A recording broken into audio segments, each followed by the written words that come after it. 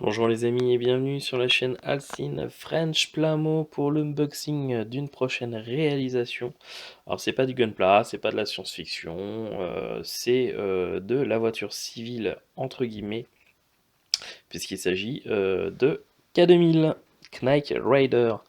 Donc dans sa première version, c'est un kit MPC. Donc MPC, si je dis pas de bêtises, il me semble que c'est un lien avec AMT-ERTL. Je crois que c'est la nouvelle version d'AMT-ERTL ou une filière ou je ne sais plus.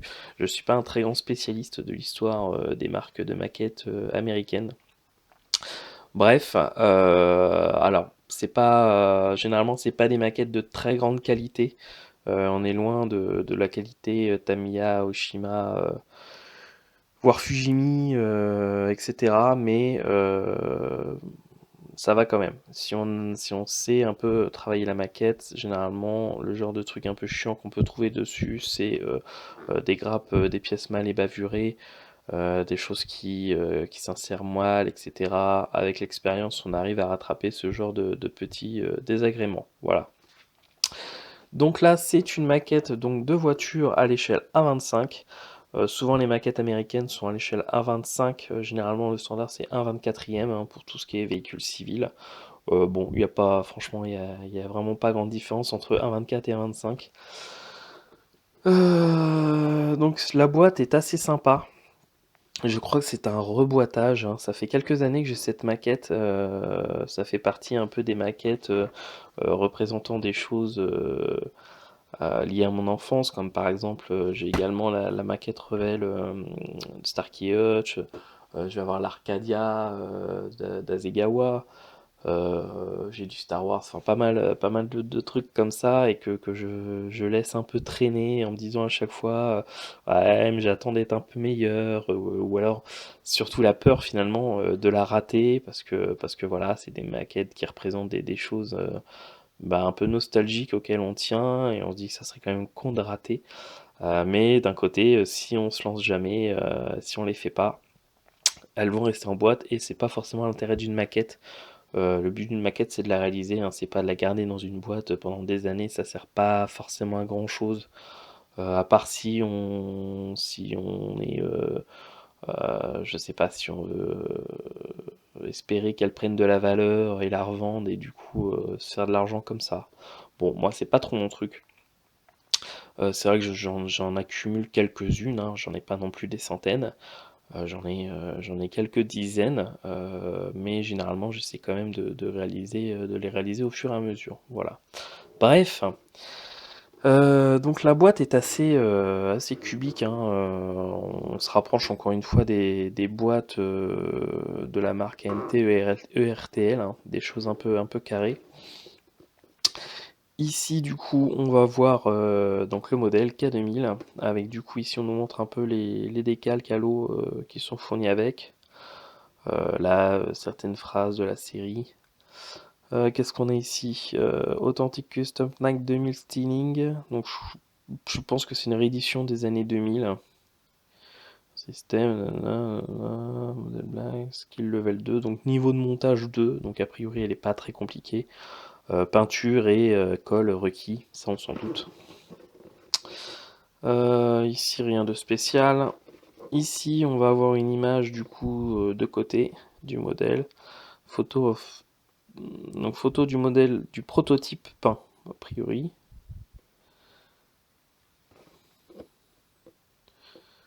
Voilà. Et puis a priori on n'a pas d'informations sur la date. J'ai pas de... Ah si peut-être derrière. Alors c'est un kit de... Je sais pas, je trouve pas de date. Là on a des informations...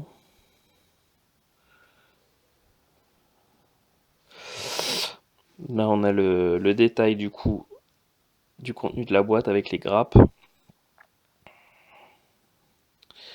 Ouais, non, je vois pas de date, donc je peux pas trop vous dire de quelle année est cette maquette. Je vais pas penser à aller voir sur internet avant de faire cette vidéo. C'est un peu, en fait, je me suis levé ce matin et je me suis dit tiens, j'ai envie de faire la maquette de K2000. Voilà. Du coup, j'ai rien préparé, c'est vraiment au coup de cœur. Alors la notice, on va regarder ça un petit peu plus tard. On va commencer du coup avec une partie de la carrosserie.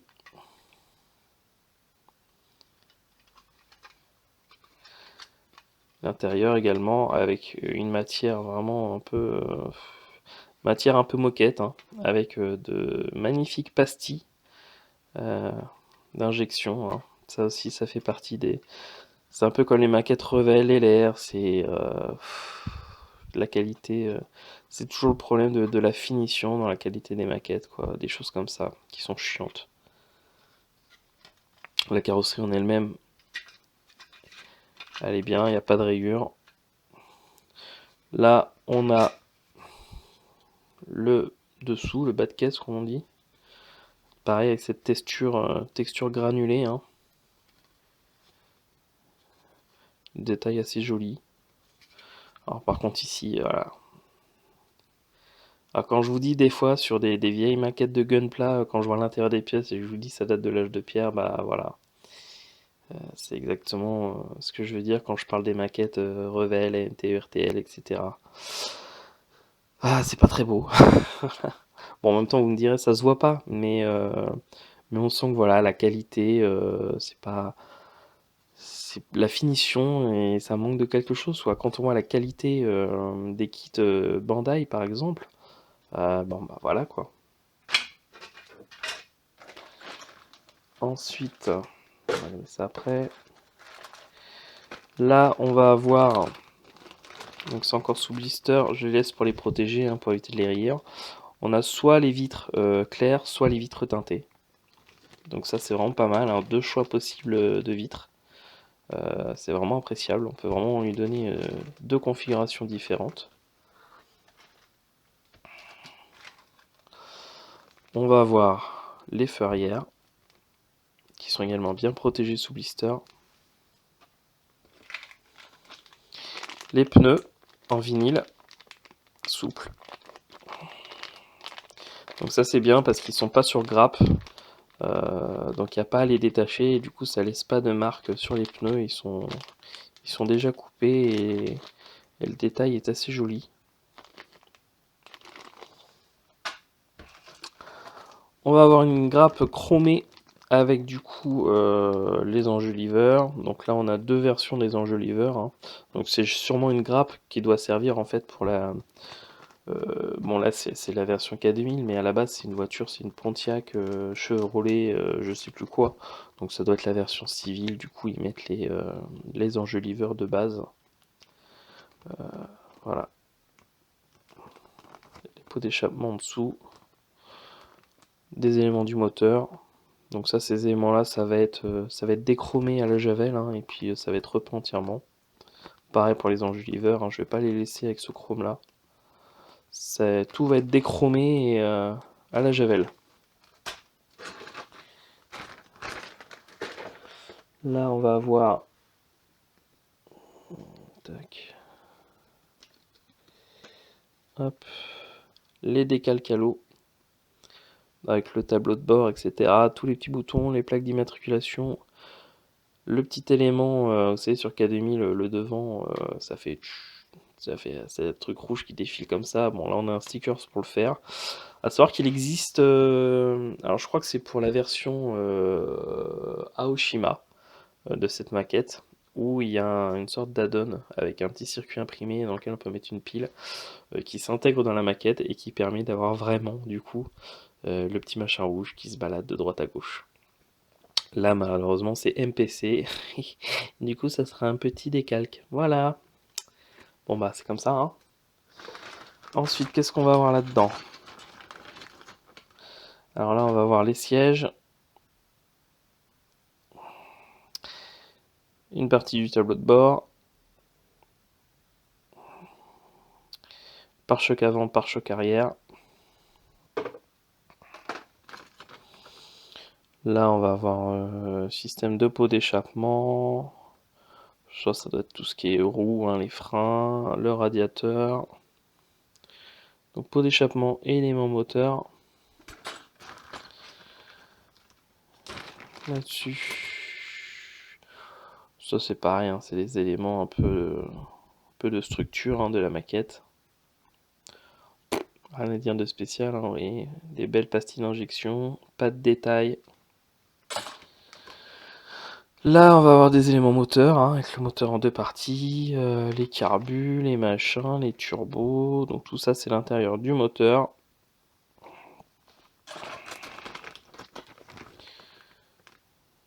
Là, encore des éléments du tableau de bord.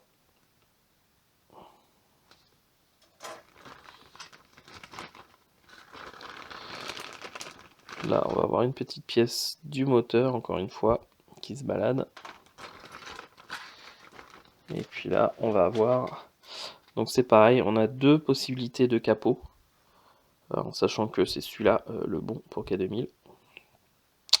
Encore une partie des sièges, des éléments de sous la voiture. Hein. Je pense que ça c'est la direction. Comment on dit? Les amortisseurs. Donc tout est en noir. Et puis, du coup, on va finir avec la notice de montage. Alors, les notices de montage AMT, ERTL ou MPC, je crois qu'il n'y a pas pire en fait. C'est-à-dire que là, vous avez vaguement, vous avez les couleurs hein, qui sont juste nommées, donc noir, jaune, aluminium, métal, etc. Mais pas de référence d'aucune marque, hein. Démerde-toi mon gars. Et puis au niveau du montage, bah voilà, ça va être des choses comme ça. Donc le moteur, avec des schémas un peu vagues.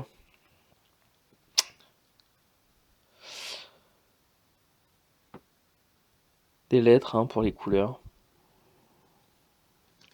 Donc en fait on commence par le moteur. Hein.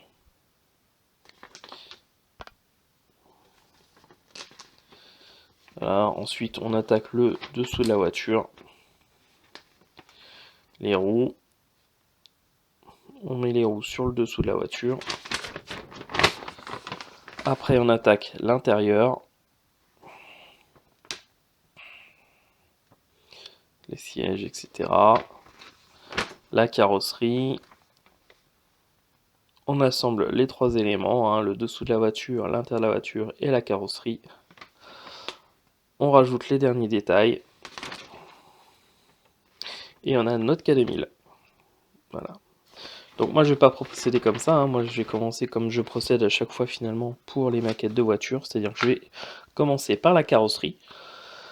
Et puis ensuite, une fois que la carrosserie sera faite, j'attaquerai du coup le reste. Parce que la carrosserie c'est toujours assez long. Hein. Déjà, faut la prêter, ensuite il faut la peindre. Il faut laisser sécher la peinture. Ensuite, il faut appliquer le vernis. Donc moi, pour les carrosseries de voiture, j'utilise déjà de la peinture. Ça va être de la Zero Paint ou de la Gravity Color. Le vernis, c'est du vernis 3 composants. Et puis ensuite, il faut dépolir le vernis, repolir petit à petit en ponçant à l'eau, pas du 3000 jusqu'au 12000. Et puis ensuite, on passe le compound et puis on termine avec le polish. Voilà, donc si on veut une belle carrosserie, c'est toujours assez long. Donc il faut toujours commencer par la carrosserie pour pouvoir faire les étapes au fur et à mesure. Et pendant les moments de creux, du coup, faire le reste de la maquette. Voilà. Donc je vous dis à très bientôt pour la suite de cette maquette. Je sais pas encore, je vais peut-être essayer de vous faire quelques vidéos work in progress, en vous montrant un peu comment je procède. Mais j'hésite encore parce que ça sera peut-être des vidéos où je vais être concentré sur ce que je fais et où je vais pas beaucoup parler. Et comme mon téléphone n'est pas d'une grande qualité d'image, vous allez me voir en train de faire des trucs, mais pas forcément voir comment dire, d'une qualité assez suffisante pour apprendre des choses. Et comme je vais pas parler, vous n'allez pas non plus apprendre de choses en m'écoutant parler. Donc voilà, donc j'hésite un peu, on va voir. Et puis dans tous les cas, je vous donne rendez-vous au pire pour la review de ce kit une fois qu'il sera monté et peint. Voilà. Allez, à très bientôt pour une prochaine vidéo.